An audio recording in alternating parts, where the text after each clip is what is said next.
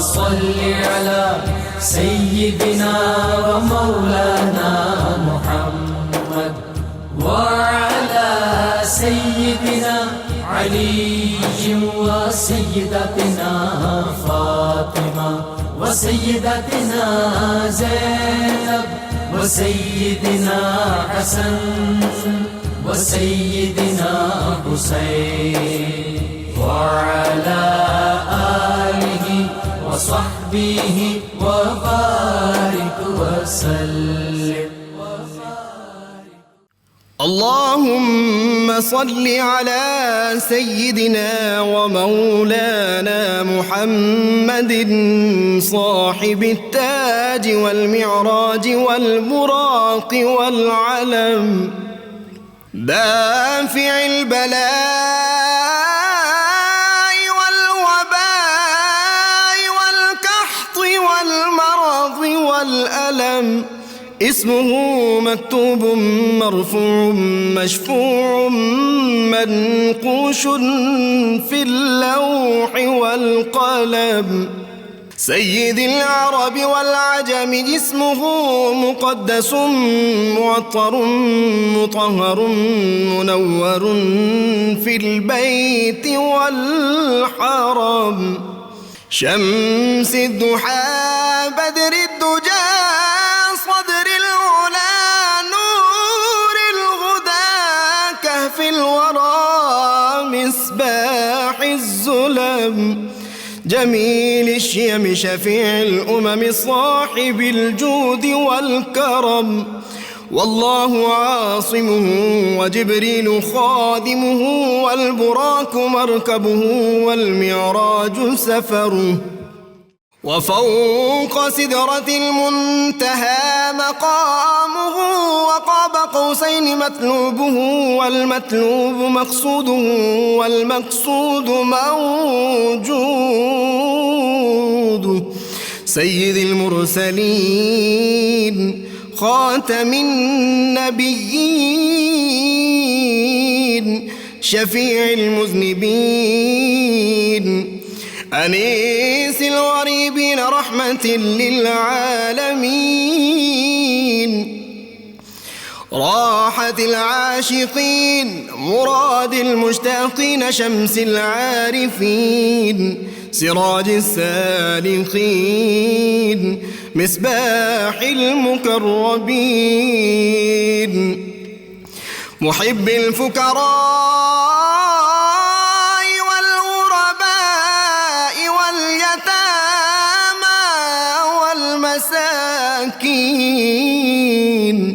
سيد الثقلين نبي الحرمين إمام القبلتين وسيلتنا في الدارين صاحب قاب قوسين محبوب رب المشرقين ورب المغربين جد الحسن والحسين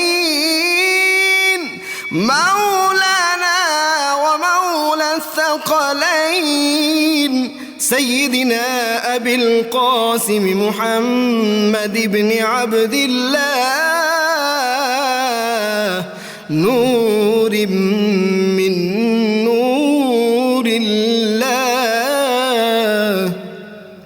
يا أيها المشتاقون بنور جماله بلغ العلا بكماله كشف الدجى بجماله حصنت جميع خصاله صلوا عليه وآله وأصحابه وسلموا تسليما.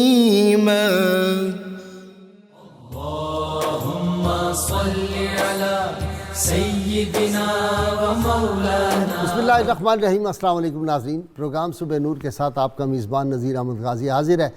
नाज़रीन कराम, हज़रत अबू अनीस मोहम्मद बरकत अली साहब रहमहुल्लाह की मशहूर तालीफ़ अस्माउन नबील करीम सल्लल्लाहु अलैहि वसल्लम से एक इसमें मुबारक पढ़ने की सआदत हासिल कर रहा हूँ। सैयदना अल आबिदु सल्लल्लाहु अलैहि वसल्लम हमारे सरदार अल्लाह ताला की इबादत करने वाले दुरूद व सलाम भेजे अल्लाह आप सल्लल्लाहु अलैहि वसल्लम, आपकी आले पाक और आपके सहाबा किराम पर। حضرت ابو امامہ رضی اللہ عنہ روایت کرتے ہیں کہ حضور نبی اکرم صلی اللہ علیہ وآلہ وسلم نے ارشاد فرمایا، جو شخص باوضو ہو کر اپنے بستر پر لیٹے اور نیند آنے تک ذکر الہی میں مشغول رہے، وہ رات کی جس گھڑی میں بھی اللہ تعالیٰ سے دنیا و آخرت کی بھلائی مانگے گا، اللہ تعالیٰ اسے عطا فرمائے گا۔ اسی طرح حضرت ابو سعید خدری رضی اللہ عنہ روایت کرتے ہیں کہ رسول اللہ صلی اللہ علیہ وسلم نے ارشاد فرمایا، دنیا میں کچھ لوگ ایسے بھی ہوں گے کہ وہ اپنے بچھے ہوئے پلنگوں پر اللہ تعالیٰ کا ذکر کریں گے اور اللہ تعالیٰ انہیں جنت کے بلند درجات میں داخل فرمائے گا۔ ناظرین کرام، آج ایک ایسے عظیم ولی کامل کا ذکر پاک ہے جن کے بر صغیر کے مسلمانوں پر بڑے احسانات ہیں۔ آج اس ہستی کا یوم وصال ہے جن کی عظمت کے لیے یہی کافی ہے کہ ان کے شیخ خواجہ غریب نواز نائب رسول فی الہند حضرت خواجہ معین الدین چشتی اجمیری تھے، اور جن کے مرید بابا فرید الدین گنج شکر اور حمید الدین ناگوری جیسے ہوں، ان کی عظمت کے لیے یہی کافی ہے۔ یہ وہ ہستی تھی جن کے قدموں کی مٹی کو صرف عام مسلمان اور اولیاء کرام ہی نہیں، وقت کے بادشاہ بھی جن کے قدم کی مٹی کو بوسے دیتے تھے۔ یہ وہ ہستی تھی بچپن میں جناب خضر علیہ السلام نے جن کی عظمت کی گواہیاں دیں اور بشارتیں دیں کہ مستقبل میں یہ بہت بڑے ولی کامل ہوں گے اور مخلوق خدا ان سے فیض یاب ہوگی۔ ناظرین کرام، ان کے بے شمار کرامات، بے شمار واقعات ہیں، لیکن دو واقعات آج میں اپنے اسکالر جو ہیں ان سے چھین رہا ہوں اور میں خود بیان کر رہا ہوں۔ باقی تفصیلات آج میرے ساتھ جو میرے تینوں اسکالر ہیں ماشاءاللہ، بہت صوفی مزاج، صوفی اور بہت بڑے اسکالر ہیں تینوں ہی۔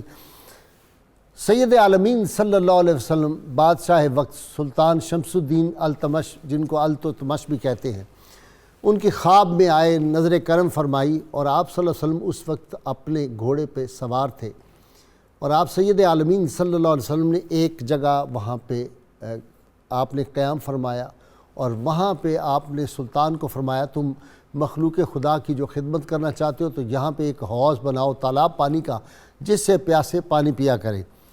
بادشاہ کی آنکھ کھل گئی جب صبح کے وقت، تو اب خواب تو یاد رہا لیکن وہ مقام ایگزیکٹ وہ جگہ یاد نہیں رہی جو آپ صلی اللہ علیہ وسلم فرمائی تھی کہ جہاں میں اس وقت کھڑا ہوں اس جگہ پہ تم تالاب بناؤ۔ تو حضرت خواجہ قطب الدین بختیار کاکی رحمۃ اللہ علیہ کی خدمت میں اپنا ایک وزیر بھیجا اور کہا، حضرت مجھے ایک خواب آئی ہے اور اس خواب کی جگہ مجھے یاد نہیں کہ وہ کون سی ہے۔ جواباً حضرت نے فرمایا، آج ہم اسی جگہ کی زیارت کے لیے آ رہے ہیں، اور سلطان کو کہنا وہ بھی اسی وقت وہاں پہ آ جائے، ہم اس جگہ کی زیارت کے لیے آ رہے ہیں۔ تو آپ گئے، وہاں پہ تشریف لے گئے، خواجہ حمید الدین ناگوری آپ کے ساتھ تھے، جناب خضر علیہ السلام تھے، اور رجال الغیب کی ایک کثیر تعداد تھی۔ وہاں پہ جا کھڑے ہوئے اور پھر آپ نے ارشاد فرمایا، یہ وہ جگہ ہے جہاں پر سید عالمین صلی اللہ علیہ وسلم کے نالین پاک کو زمین نے بوسہ دیا تھا، یہ وہ جگہ ہے۔ تو وہاں پہ تالاب بنا۔ کسی نے بڑی خوبصورت بات کہی تھی، فارسی کا شعر ہے، بر زمیں کے نشان کف پائے تو بود، سال ہا سجدہ گر صاحب نظراں خواہد بود۔ محبوب جس سرزمین پر آپ کے قدموں کے نشان ہوتے ہیں وہاں سالہ سال تک صاحب نظر لوگوں کے سجدے نشاور ہوتے ہیں۔ اتھے اگدا سرودہ بوٹا جتے ماہی پیر تردا۔ دوسرا واقعہ آپ کا یہ ہے کہ خواجہ نظام الدین محبوب الہی آپ کے مزار پاک پہ تشریف لے گئے، خواجہ قطب الدین بختیار کاکی۔ دل میں خیال گزرا کہ میں حاضر تو ہوا ہوں، پتہ نہیں حضرت جو ہیں وہ دیکھتے ہیں، ان کو معلوم بھی ہوتا ہے کہ نہیں کہ میں یہاں پہ حاضری دینے کے لیے آیا ہوں۔ جب آپ نے یہ دل میں سوچا تو حضرت خواجہ قطب الدین بختیار کاکی کے مزار سے آواز آئی، اور یہ شعر فارسی کا جو تھا یہ پڑھا گیا، مرا زندہ پندار چوں خیشتن، من آئم بجاں گر تو آئی بطن۔ مجھے اپنی طرح زندہ خیال کرو، اگر تو اپنے تن کے ساتھ میرے پاس آئے گا تو میں جان کے ساتھ تیرے پاس آؤں گا۔ ناظرین کرام، خواجہ قطب الدین بختیار کاکی رحمۃ اللہ علیہ کی ان کو کاکی کیوں کہتے تھے؟ آپ کا زود و ورا کیسا تھا؟ آپ کو خلافت جو تھی وہ کس ہستی پاک کے محبوب رب العالمین کے اشارے پہ دی گئی، ان کے حکم پہ دی گئی خلافت، وہ کیا واقعہ تھا، اور آپ ہر روز کتنے نوافل پڑھتے تھے، زہد و تقویٰ میں آپ کا کیا، انبیاء کا زہد جس طرح ہے وہ اس طرح ان کا زہد ہوا کرتا تھا، اور پھر شاہان وقت جو تھے اور اس دور کے ساری بڑی بڑی ہستیاں جو تھی وہ ان کے ساتھ ہوتی تھی۔ جس دن انہوں نے حضرت کی بیعت کی تھی خواجہ حضرت خواجہ معین الدین چشتی اجمیری کی، جس دن انہوں نے بیعت کی، اس دن وہاں پہ جو اس وقت کے سارے کاملین اور سارے بزرگان دین جو بڑے بڑے تھے وہ سارے اس وقت وہاں پہ موجود تھے، جن میں حضرت شیخ شہاب الدین سہروردی، حضرت عہد الدین کرمانی رحمۃ اللہ علیہ، برہان الدین چشتی اور محمود اصفہانی جیسے لوگ اس وقت موجود تھے جب خواجہ غریب نواز نے ان کو بیعت کیا تھا۔ اور بیعت بھی کہاں کیا تھا؟ ماوراء النہر کا وہ جو علاقہ تھا وہاں پہ بیعت کیا تھا۔ اور آج میں اپنے ناظرین کے لیے ماوراء النہر کا لفظ کہاں سے نکلا، اس کی بھی ایک بہت دلچسپ داستان ہے، اور میں وہاں سے ہو کے آیا ہوں، وہ میں پروگرام کے دوران آپ کو سناؤں گا، آپ کو بہت دلچسپ وہ واقعہ لگے گا۔ میں ابتدا کر رہا ہوں، آج میرے مہمان جو ہیں میرے ساتھ ہیں جناب ڈاکٹر شبیر احمد جامی صاحب، پہ اتھارٹی ہیں، بہت زبردست آپ نے کتاب وات الوجود کے حوالے سے بھی لکھی ہے۔ ان کے ساتھ ماہر اقبالیات ڈاکٹر طاہر امید تنولی، اور ان کے ساتھ اسکالر ہیں اور سابق ہمارے بیوروکریٹ ہیں جناب کیپٹن ریٹائرڈ جہانگیر، تینوں ہی جہانگیر احمد، تینوں ہی صوفی مزاج، صوفی منش اور پریکٹیکل صوفی ہیں تینوں اللہ کے فضل و کرم سے۔ ابتدا کر رہا ہوں ڈاکٹر جامی سے۔ جی جامی صاحب، حضرت خواجہ قطب الدین بختیار کاکی رحمۃ اللہ علیہ کی اگر زندگی کا مطالعہ کریں تو تصوف کا ایک بڑا مشہور قاعدہ ہے کہ اولیاء کی ایک تقسیم کر دی جاتی ہے شروع سے ہی، تاکہ ان کے تمام حالات کو سمجھنے میں سہولت رہے۔ ٹھیک، قرآن مجید کا ارشاد ہے واللہ یجتبی من یشاء ویہدی الیہ من ینیب۔ اللہ تعالیٰ کا نظام قدرت ہے کہ اللہ تعالیٰ کچھ بندوں کو تو خود منتخب کر لیتا ہے، اور کچھ اللہ کے بندے وہ ہوتے ہیں جن کو اپنے راستے کی طرف راہ انابت پر لگاتا ہے۔ ٹھیک، خواجہ قطب الدین بختیار کاکی رحمۃ اللہ علیہ کی پوری زندگی دیکھیں تو آپ مرتبہ اجتباء میں آنے والے لوگوں میں تھے۔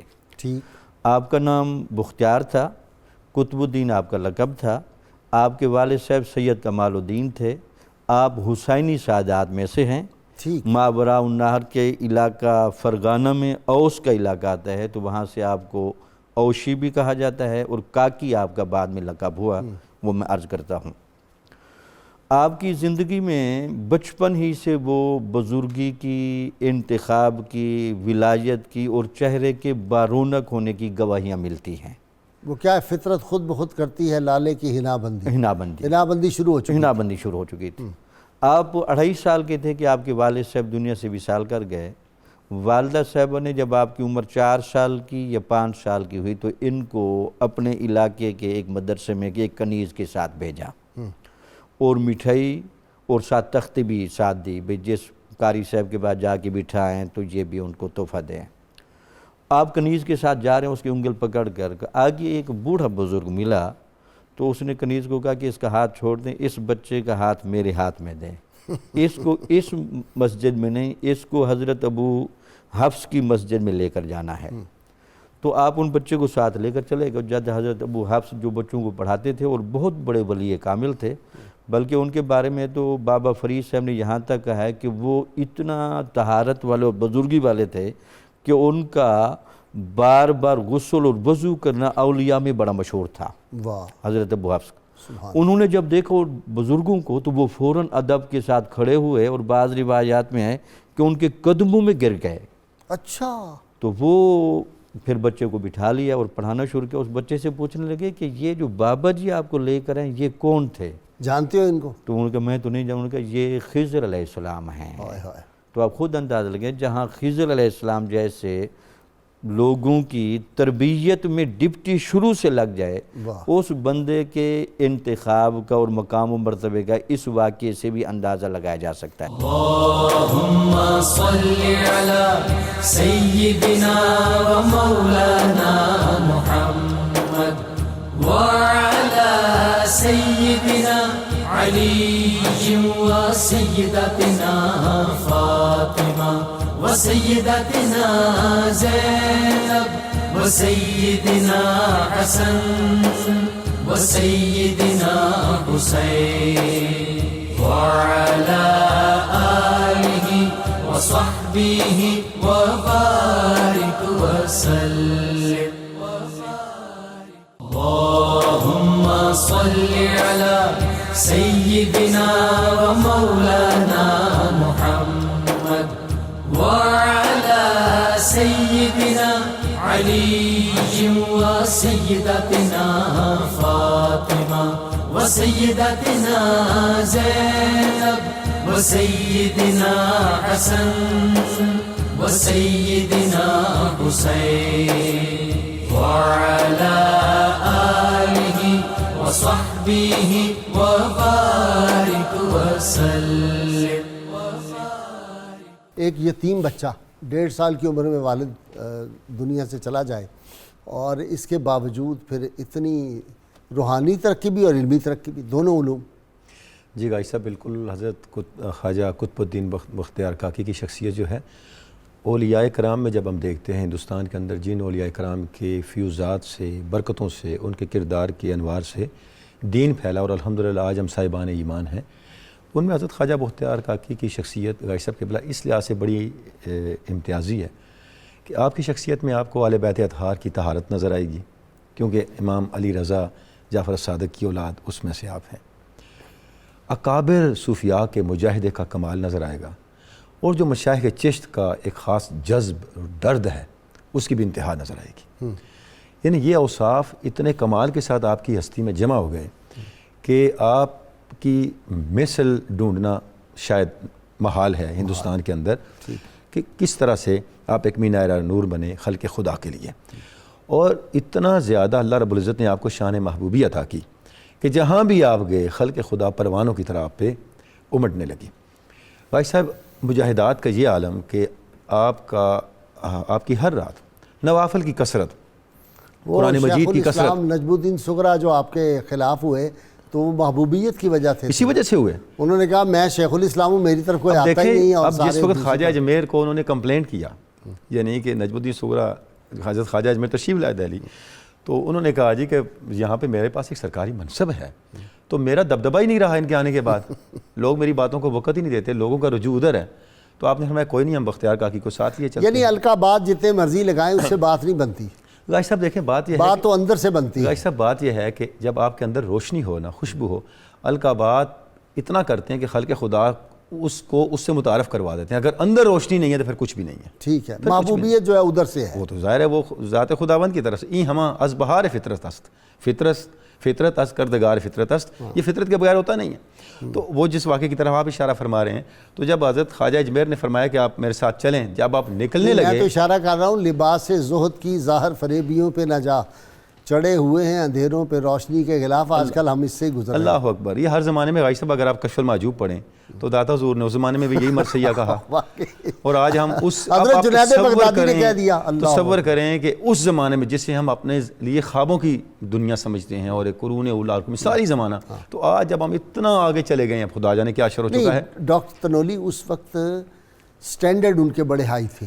یعنی اس دور کا جو عام آدمی تھا نا وہ آج کے ولی کامل کے برابر ہے. ہر آنے والے زمانے معیار بہت اونچا یہ خیر القرون کرنی. اچھا جس وقت حضرت خواجہ اجمیر آپ کو لے کے چلے تھے پورا دہلی ہم سفر ہو گیا، جہاں آپ قدم رکھتے لوگ خاک اٹھا کے اپنی آنکھوں پہ رکھتے، حتیٰ کہ بادشاہ وقت آ گیا. پھر آپ نے فرمایا تم ادھر ہی رہو، میں نہیں چاہتا تم میرے ساتھ جاؤ. اور پیچھے سے اہل دہلی اپنے جگر و قلب کو کباب کیے بیٹھے رہے. ہم نہ لوگوں کے دل کو خراب کرنا چاہتے ہیں، نہ ان کے جگر کو، ہم ان کے قلوب کو کباب نہیں بنانا چاہتے. تو میں یہ عرض کر رہا تھا کہ مجاہدات کا یہ عالم، اور ہر رات آپ 3000 مرتبہ صلی اللہ علیہ وسلم کی بارگاہ پاک میں درود پاک کا ہدیہ بیچتے. جب آپ کی شادی ہوئی تو پہلے 2-3 دن درود پاک نہ پہنچا تو اس علاقے کے جو ایک صاحب کشف و کرامت بزرگ تھے ان کے ذریعے آپ کو یہ پیغام پہنچا کہ آپ صلی اللہ علیہ وسلم کا ارشاد گرامی ہے کہ قطب الدین بختیار کی طرف سے ہمیں درود شریف کا تحفہ نہیں آ رہا. تو آپ نے اس کے بعد پھر اپنی زندگی کو تنہا کر لیا اور تنہائی کی زندگی شروع کر دی. تو جو خاندانی آئلی زندگی سے اس کو چھوڑ. کیسا سمجھدار آدمی ہے جی، کیسا لفظ استعمال کیا ہے، کہ انہوں نے اپنی زندگی کو تنہا کر لیا. میں اس مرحلے پہ بڑا سوچ رہا تھا کہ یہاں سے نکلنا کیسے ہے. اللہ جی یہ بالکل اس کی مثال ایسے ہے کہ جس طرح سیدنا ابراہیم علیہ السلام تشریف لائے اور اپنے بیٹے کو کہا اپنی چوکھٹ بدل لو، تو خواجہ صاحب نے اپنی زوجہ کو طلاق دے دی کہ وہ رستہ عبادت زہد میں حائل ہو رہی تھی. میں تھوڑا سا یہ وضاحت کرنا چاہوں گا کہ جو کار رسالت کیا ہے وہ ہے تزکیہ نفس کرنا. اللہ پاک نے قرآن مجید میں فرمایا ہے کہ جب سیدنا ابراہیم علیہ السلام اور اسماعیل علیہ السلام نے بیت اللہ شریف کی دیواریں کھڑی کی تو پھر جب دعا کی کہ اللہ ہمیں اپنا مسلمان بنائے رکھیو اور ہماری امت میں سے ہماری ذریت میں سے امت مسلمہ کا ظہور جاری رکھیں، وہاں پر دعا کی ربنا وابعث فیہم رسولا منہم یتلو علیہم آیاتک ویعلمہم الکتاب والحکمہ ویزکیہم. یہ جو تزکیہ کا جو یہ ڈیوٹی ہے جو پیغمبران کے اوپر عائد ہوئی، رسول اللہ صلی اللہ علیہ وسلم نے بدرجہ اتم کمال درجہ پر اس کو پہنچا دیا. حضرت صلی اللہ علیہ وسلم جب مشرق کی طرف رخ کیا کرتے تھے تو بہت محظوظ ہوتے تھے اور فرماتے تھے کیف میں کہ بہت ٹھنڈی ہوا مجھے مشرق سے آتی ہے. یہ وہ لوگ تھے جو بر صغیر میں مبعوث ہوئے، ان کو حکم ملا، جس طرح خواجہ معین الدین چشتی رحمۃ اللہ علیہ ان کو حکم ملا کہ جاؤ ہندوستان میں اپنا کام کرو. اور سید قطب الدین رحمۃ اللہ علیہ جب ان کو بھی پتہ چلا کہ میرے جو مرشد ہیں وہ ہندوستان تشریف لے گئے ہیں تو فوراً ہندوستان روانہ ہو گئے. یہ لوگ انتہا درجے کے زہد و تقویٰ جو تھے اس کے علمبردار تھے. جس طرح آپ نے ایک پروگرام میں بتایا، بڑا مشہور شعر علامہ اقبال کا کہ یہ فیضان نظر ہے یا کہ فیضان نظر تھا یا کہ مکتب کی کرامت تھی. تو ڈاکٹر صاحب نے بھی اشارہ فرمایا ہے کہ جب آپ نے آغوش مادر میں ہی 15 سپارے حفظ کر لیے تھے کہ جب ان کو مدرسہ میں داخل کیا گیا تو وہاں پر ان کے جو استاد جو بنے حضرت سید محمد ابو حفظ رحمۃ اللہ علیہ، انہوں نے جب ان کو پڑھانا شروع کیا تو پوچھا کہاں سے پڑھاؤں، تو آپ نے فرمایا کہ سبحان الذی اسری بعبدہ لیلا، اور انہوں نے پوچھا یہاں سے کیوں، تو کہتے ہیں کہ میری والدہ ماجدہ کو 15 سپارے حفظ تھے تو وہ میں نے جو اپنی آغوش مادر میں تربیت حاصل کی ہے وہاں سے مکمل کر لیا. یہ وہ شخصیات تھے جو کہ سراپا نور تھے، حضور صلی اللہ علیہ وسلم کی آل میں سے تھے اور حسینی سید تھے، جن کی تربیت گہوارے سے شروع تھی. اور کسی کا واقعہ کیا ہے کپتان صاحب؟ اس کے 3-4 روایات ہیں. ایک روایت میں تو اس طرح ہے کہ جو چشتیہ میں محفل سماع کو بہت زیادہ اہمیت دی جاتی ہے، تو اس کو سمجھنا، اس کو لکھنا کہ یہ بڑا عام آدمی کے فہم میں نہیں آتا. مولانا روم جو ہے انہوں نے اس کے اوپر وضاحت کی ہے کہ سماع راست اور ایک سماع ناراست. سماع راست جو ہے وہ جائز ہے، مباح ہے، بلکہ حکم ہے. سماع راست یہ ہے کہ اس کا لکھنے والا بھی صوفی ہو، صوفی کی تعریف بزرگوں نے بہت زیادہ کی، غیر اللہ سے پاک ہو، باقی چیزوں سے مصفہ ہو، اس کے لکھنے والا بھی صوفی ہو، اس کے پڑھنے والا بھی صوفی ہو، اس کو سننے والا بھی صوفی ہو، اسی مقصد کے لیے اس کو سنے. تو یہ جو سماع تھا یہ اس وقت کے جو حکمران تھے یا کم علم جو علماء کے ہاتھوں میں کھیل رہے ہوتے تھے، انہوں نے سماع کے بارے میں بڑی غلط باتیں مشہور کی ہوئی تھیں اور سماع کے ناجائز ہونے کے بارے میں فتوے دیے ہوئے تھے، اور یہاں تک کہ لوگوں کو قتل بھی کیا گیا سماع کرنے کے بارے میں. ایک موقع پر سماع کی محفل منعقد ہوئی اور پھر جو ان کے صاحبین تھے انہوں نے خواہش کی کھانے کی، تو کھانا بھی اللہ تعالیٰ کے اذن سے حاضر ہو گیا. تو کسی نے کہا کہ گرم گرم یہاں پر کھانا نان ہونا چاہیے. تو آپ نے ایک روایت میں تو ہے کہ اپنے حوض میں وضو کے لیے ہاتھ ڈالا وضو تازہ کرنے کے لیے، تو ہاتھ میں گرم نان آ گئے. اچھا. ایک اور روایت اس طرح لکھی ہوئی ہے کہ آپ کی زوجہ محترمہ کو جو وہاں پر ایک بقال تھا جس کو بنیا کہتے ہیں، تو اس نے ایک تانا دیا کہ اگر ہم لوگ آپ کے ہمسائیگی میں نہ ہوں تو آپ لوگ ہم سے روز قرض لیتے ہیں، اگر نہ ہوتے تو کیا حال ہوتا. تو آپ نے اپنے اہل خانہ کو ایک طاق دیا کہ جس چیز کی ضرورت ہو اس میں سے نکال لیا. گرم گرم روٹیاں نکلتی تھی، آپ سجدہ سے سر اٹھاتے تھے. اچھا، یہ جو کاک ہے نا وہاں، وہ اب بھی اس کی رسم ہے، وہ اتنا موٹا ہوتا ہے تقریباً، روٹی جو ہے بہت بڑی ہوتی ہے، اس میں وہ اور اس میں وہ دودھ اور یہ جو میٹھا ڈالتے ہیں گڑ وغیرہ، تو وہ کھایا جا سکتا ہے بغیر اس کے کسی اور سالن کے بغیر. آپ اس کو اتنا لذیذ ہوتا ہے کہ خوب سے پوری. اچھا جی، اپنا ڈاکٹر جامی صاحب، میں نے اپنے ناظرین کو بتانا تھا ما وراء نہر کا جو ہے نا بیک گراؤنڈ وہ کیا ہے. میں وہاں گیا تو مجھے پتہ چلا، وہ کہتے ہیں کہ حضرت امیر معاویہ کے دور میں یہ علاقہ جو ہے نا فتح ہوا، تو وہ جو پاکستان وہ جو جرنیل تھا نا مسلمانوں کا، وہ جہاں گیا تو نہر آ گئی راستے میں وہ نہر دیکھی ہے. ٹھیک ہے. تو اس نے وہاں کھڑے ہو کے کہا کہ ما وراء النہر، نہر کے پار کیا ہے. تو اس جگہ کا نام ما وراء النہر ہی پڑ گیا. تو وہاں جائیں تو اب بھی وہ صوفیاء کی خوشبو جو ہے وہ سارے علاقے میں آتی ہے. جی بہت خوبصورت بات. آپ کے خلفاء اور آپ کو خلافت جو ملی تو یہ نبی کریم صلی اللہ علیہ وسلم 40 روز تک آپ نے 40 روز تک خواجہ معین الدین چشتی اجمیری کے خواب میں مسلسل آتے رہے اور اس زمانے کے اولیاء کبار کے خواب میں بھی بڑھاتے رہے. اچھا. تو سارے اس پر حیران تھے کہ اتنا خواب میں کثرت سے ملنے کی وجہ سمجھ نہیں آ رہی. تو پھر آپ نے 40 راتوں کے مکمل ہونے کے بعد کہا کہ میرے بیٹے قطب الدین بختیار کاکی کو آپ اپنی خلافت دیں. 18 سال کی عمر. آپ جب بیعت ہوئے تو اس وقت عمر 18 سال تھی. بیعت جب آپ کو خلافت دی گئی تو عمر 20 سال تھی. اچھا. یعنی صرف 2 سال کی عمر میں آپ نے وہ سارے مراحل طے کر لیے. اللہ. اور سلطان التتمش کو جب آپ نے پہلی دفعہ دیکھا تو سلطان التتمش خود لکھتا ہے کہ پہلی دفعہ وہ جس پر نگاہ پھیرتے تھے یہ کرامت خواجہ قطب الدین بختیار کاکی کی بھی ہے اور یہ کرامت شیخ اکبر محی الدین ابن عربی کی بھی ہے کہ اگر وہ کسی پر غور سے نگاہ ڈال لیتے تو اس کے باطن کو عرش سے لے کر تحت ثری تک موجود چیزیں منکشف کر دیتے تھے. اللہ. یہ ان کی کشف و کرامت کی کیفیت ہے. آپ ان کی وہ وصیت دیکھیں کہ جب ان کو بارے میں کہا گیا کہ جب جناب کا وصال ہو جائے گا تو پھر آپ کا جنازہ کس کو پڑھانے کے لیے کہا جائے.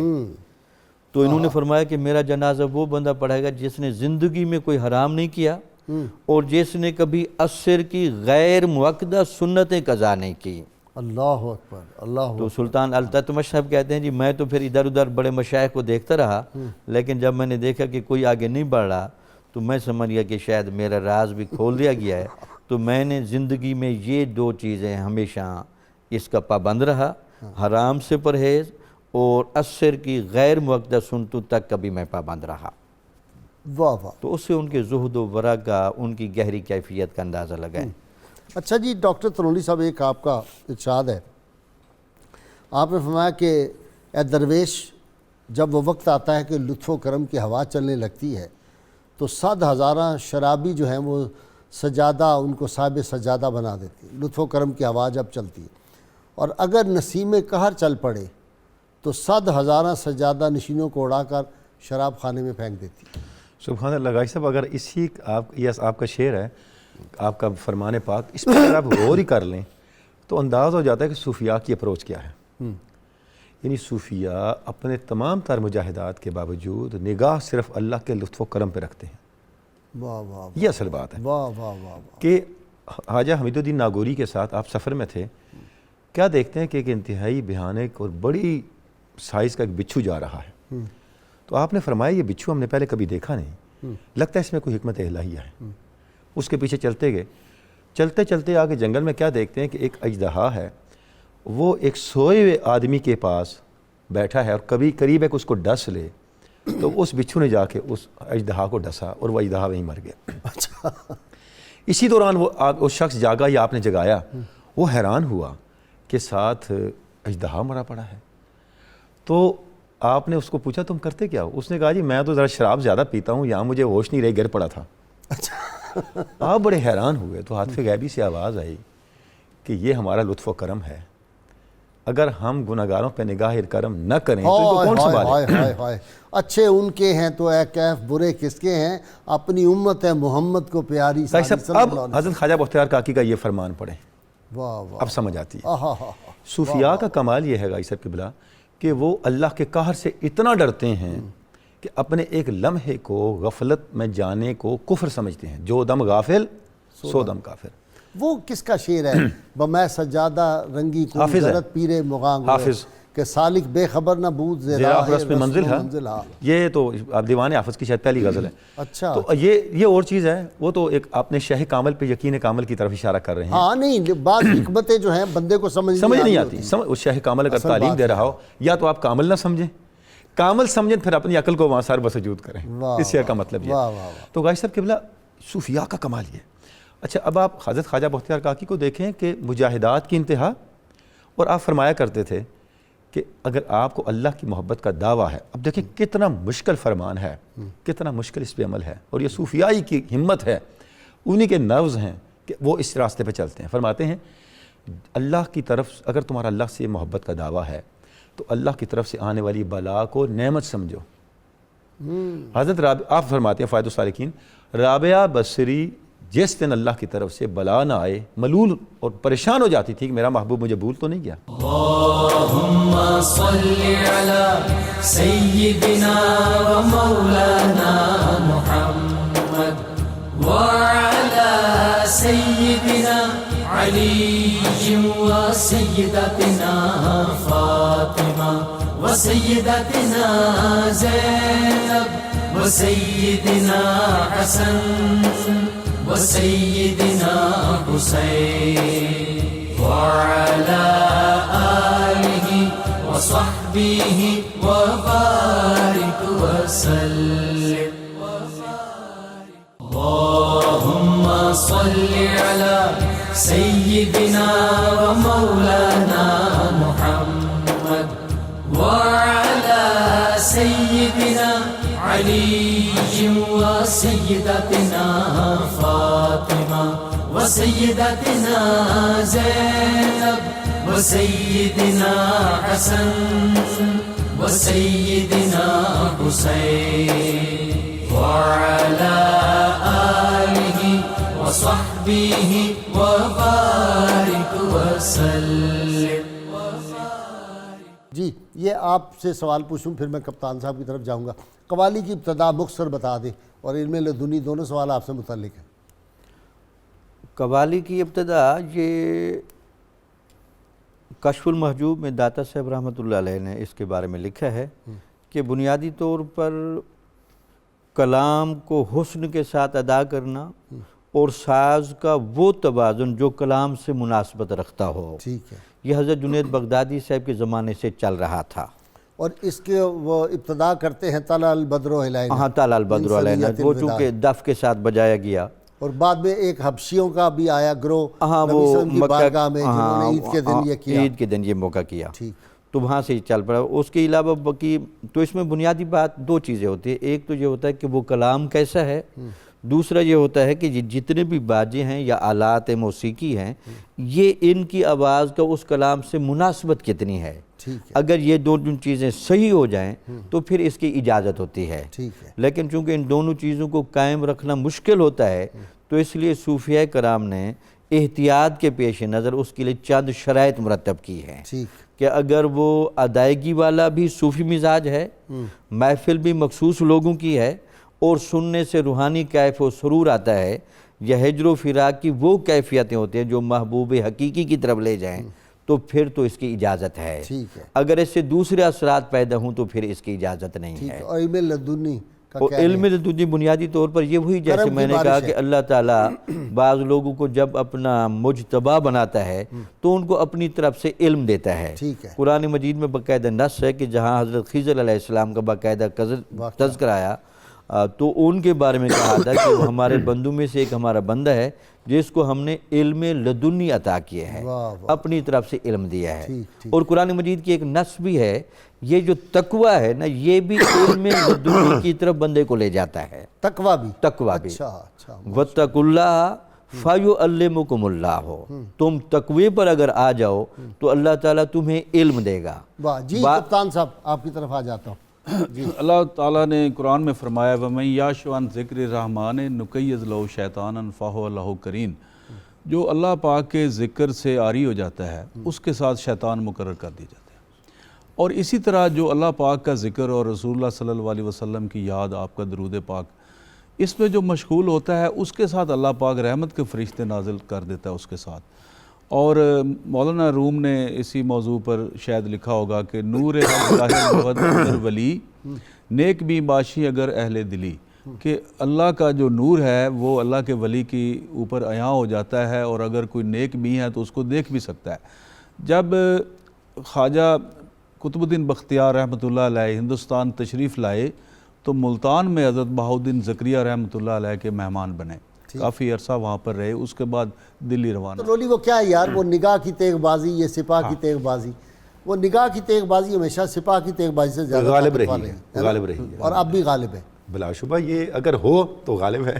یہ غالب ہی تھی، پاسباں مل گئے کعبے کو صنم خانے سے، ایسے ہی یہ اس نگاہ نہیں، یعنی تیغ بازی والے آئے اور نگاہ کی تیغ بازی سے آ کے سرنڈر کر گئے۔ سارا فتح کر لیا۔ فاروق اعظم تلوار لے کے آئے نگاہ کی تیغ بازی سے، اس کے بعد جناب سرنڈر ہوا، پھر ایسے مقام پایا۔ جی جامی صاحب، کشتگان خنجر تسلیم را، احمد جام رحمۃ اللہ علیہ کو کیا اس کو حیات جاودانی اس شعر کی وجہ سے بھی مل گئی، اور پھر کشتگان خنجر تسلیم را ہر زمان از غیب جانے دیگرست۔ غازی صاحب یہ تصوف کے اندر جو تسلیم و رضا ہے نا، یہ 7واں مرتبہ ہے اور تصوف کی انتہا ہے۔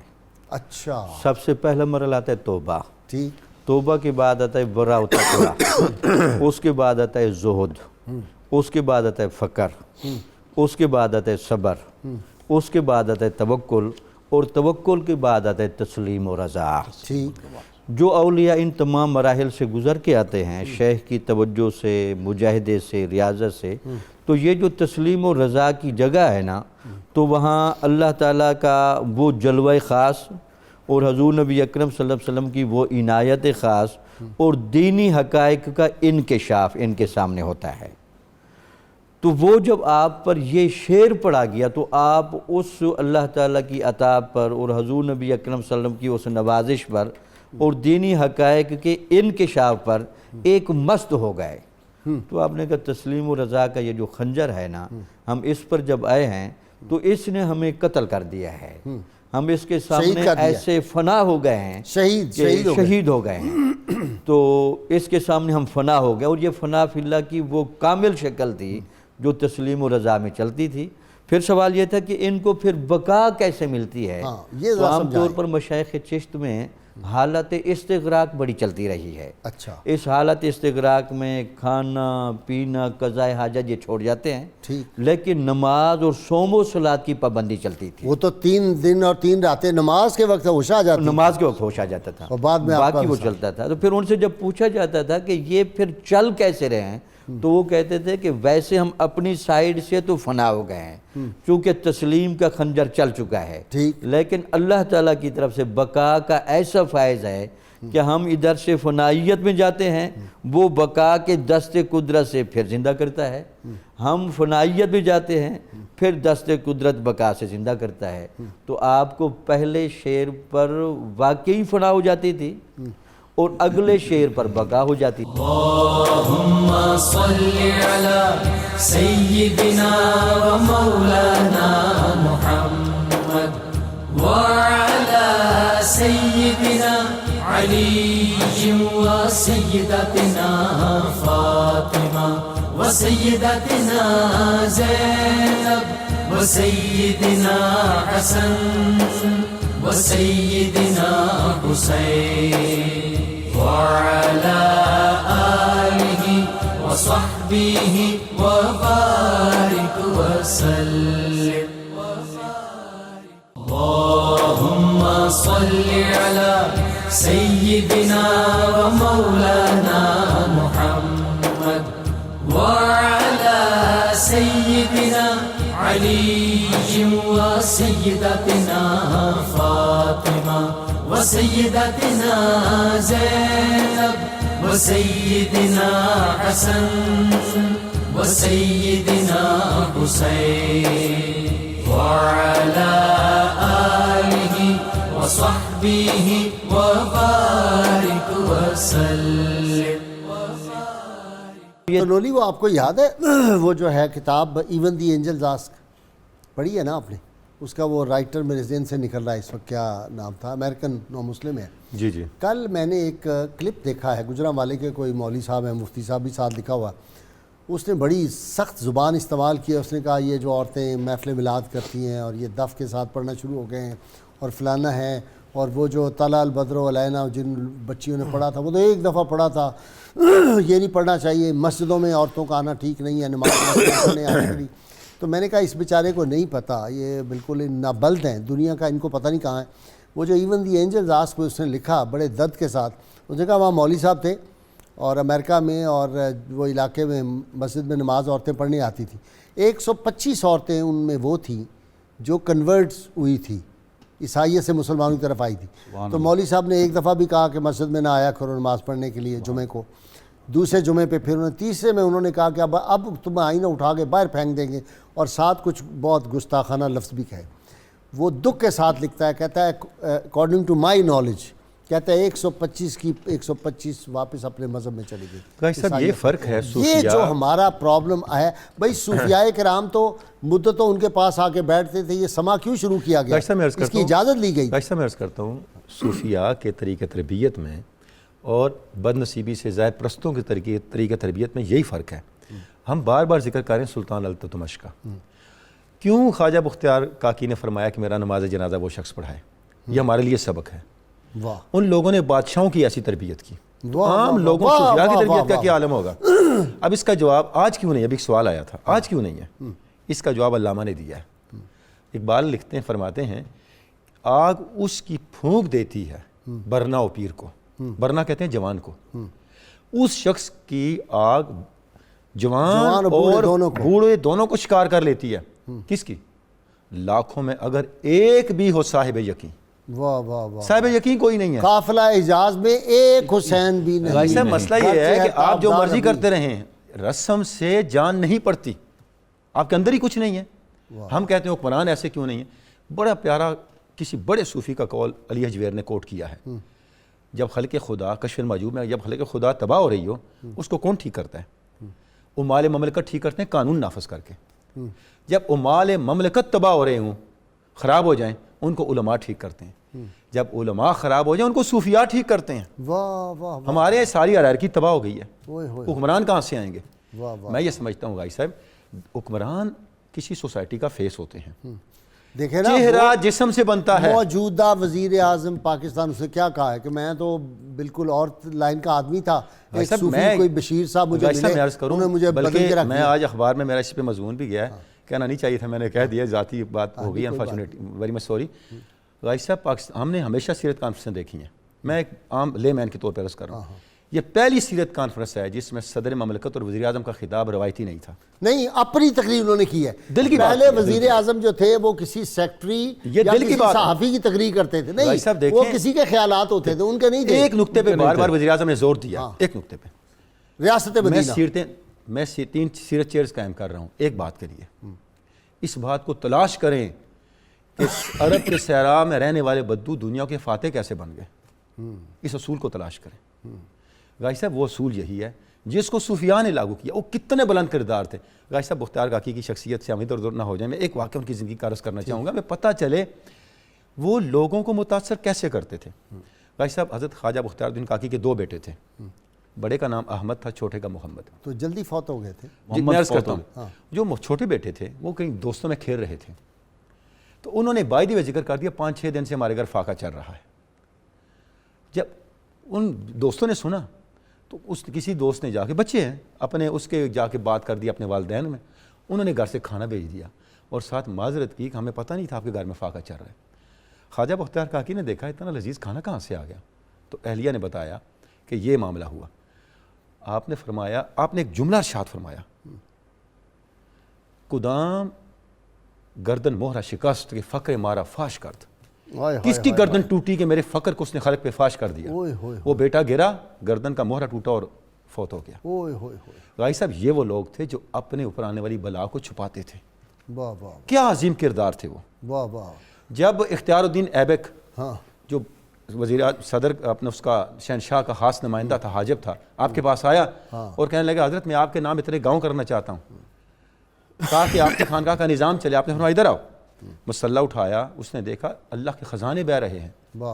فرمایا تم مجھے گاؤں دینا چاہتے ہو, یہ تو ہم نے فقر اللہ کی رضا کے لیے اختیار کر رکھا ہے.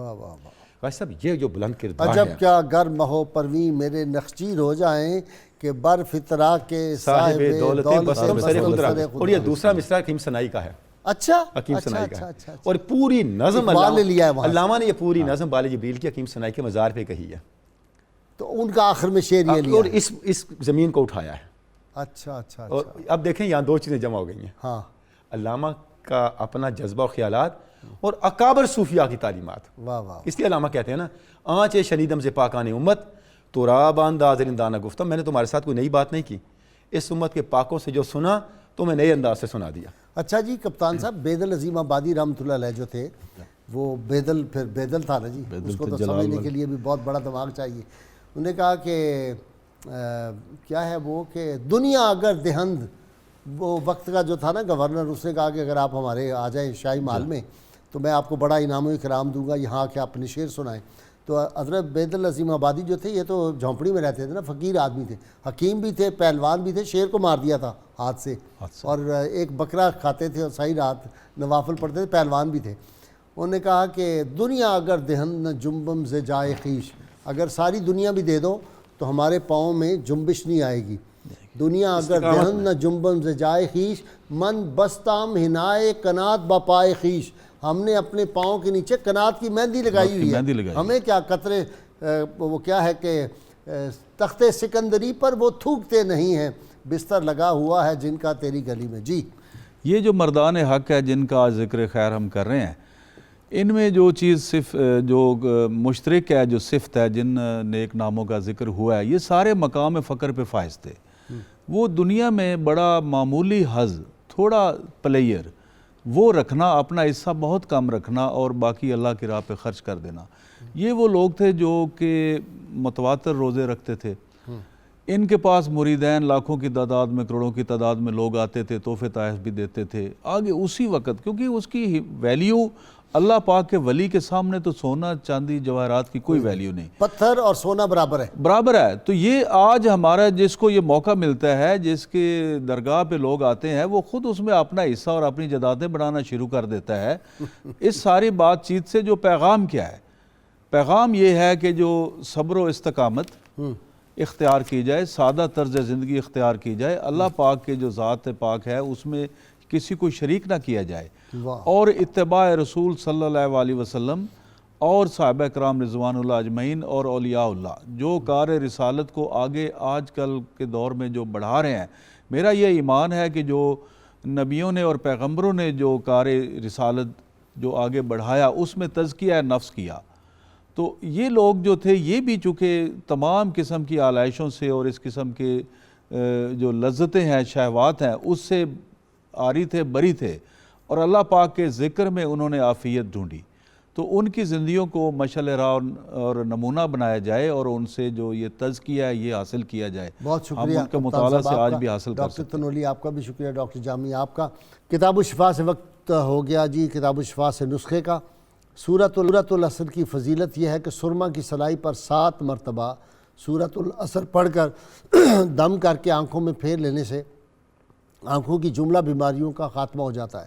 حضرت خواجہ معین الدین چشتی اجمیری رحمہ اللہ ارشاد فرماتے ہیں، دنیا میں 3 افراد بہترین کہلانے کے مستحق ہیں. ایک عالم جو اپنے علم سے بات کہے، دوسرا ایسا شخص جو دل میں کوئی دنیاوی لالچ نہ رکھے، تیسرا وہ مرد درویش جو ہمیشہ اپنے محبوب حقیقی کی تعریف و توصیف کرتا رہے. اللہم صلی علی سیدنا و مولانا محمد وعلی سیدنا علی و سیدتنا فاطمہ و سیدتنا زینب و سیدنا حسن و سیدنا حسین وعلی آلہ و صحبہ و بارک وسلم.